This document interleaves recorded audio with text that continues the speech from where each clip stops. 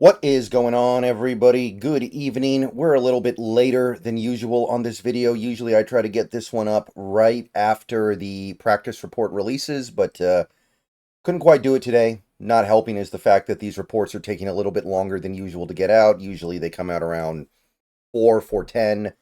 This one came out a little bit after that, but we do finally have it, and it's pretty interesting stuff. And remember, this is Thursday, so starting to get a little more real now, starting to get a little more interesting. So let's take a look at Nemhauser. Nemhauser tweeted this out a little bit ago. Let's take a look at what he has for the injury report, starting with the DNP list on the Seattle Seahawks side of things. So did not participate. You can see the list got a lot shorter today, which is great news. Now you would expect that, though, because a lot of the players that we had out yesterday were resting, or they had a personal thing going on. It wasn't injury stuff. So the DNP list is Brady Russell, which he may not play this weekend, but he doesn't play that much anyway, so that's something we can live with. Laviska Shenault Jr. still out. Don't know if he's going to play this weekend. But again, he's mostly just a kick returner, so I'm not sweating that. How often in an average game does a kick returner actually return the kick at this point in the NFL? Not very often. So, Shenault, not looking great. Also not looking great, and this is the one that's actually alarming, would be Leonard Williams. A second straight day of no practice because of the foot injury. Now, a couple people have pointed out this is probably like basically veteran rest days. If Leonard Williams was younger, if he was somebody who didn't have as many miles on his body, he'd probably be practicing. But he is a veteran, so he's getting these extra rest days. So it doesn't sound like there's a big concern that Leonard Williams won't be able to play, but it's still possible. We can't completely dismiss that possibility.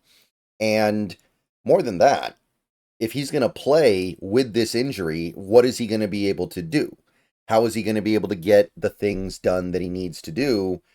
That I don't really like so much, because again, I understand that these last two games have been the best games the Seahawks defense has played all year, but I also look at those two games and I go, Leonard Williams doesn't look as disruptive and destructive as he did earlier this season. So don't like that. Hoping that's just like veteran rest stuff. And then you've got Abraham Lucas. Now, this one looks bad, but Grubb came out right after practice and said we expect Lucas to be able to play every snap this weekend. So this is probably just rest. This is almost certainly just rest, in fact. It would be very weird for Ryan Grubb to say something like that, only to immediately follow by releasing an injury report that says that Lucas had some kind of a setback. So this is almost certainly just rest. He technically is still hurt, but I'm not worried about Lucas. The one I'm worried about is Leonard Williams. Big cat, need him. Need him in the worst way, especially against this Cardinals run game.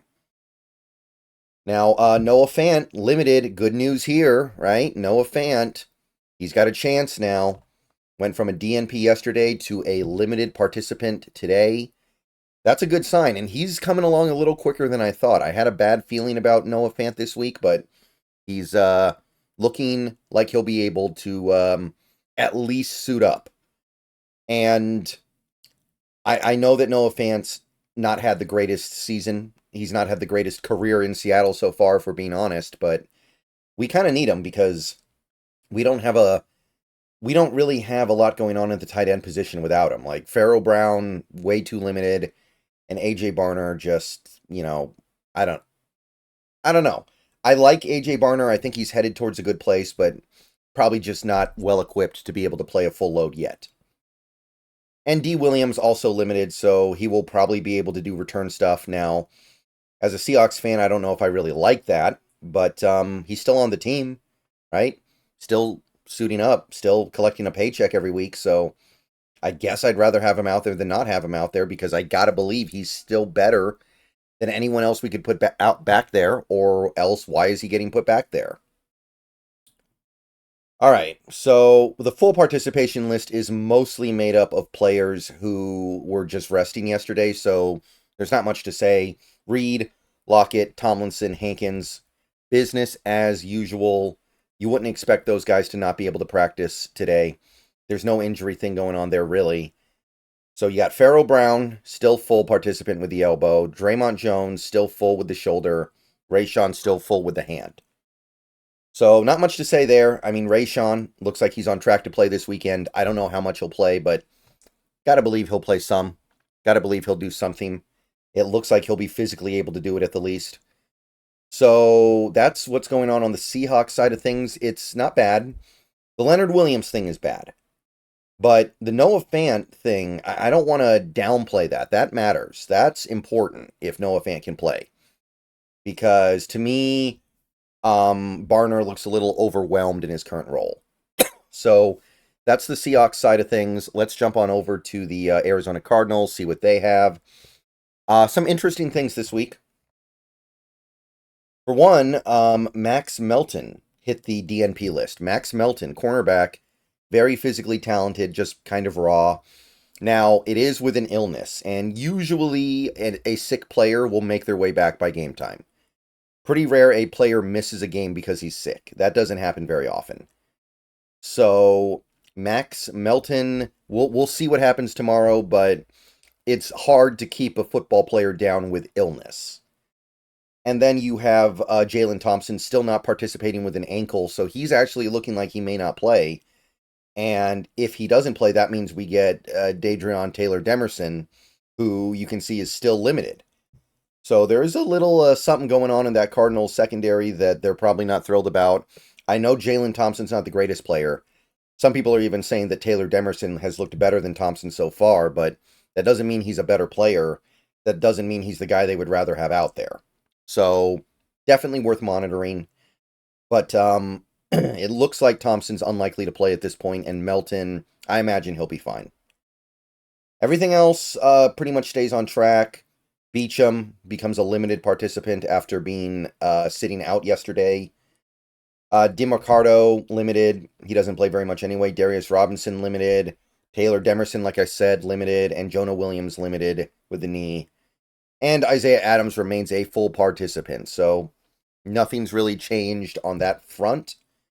The main thing that has been injected into the conversation would be Max Melton.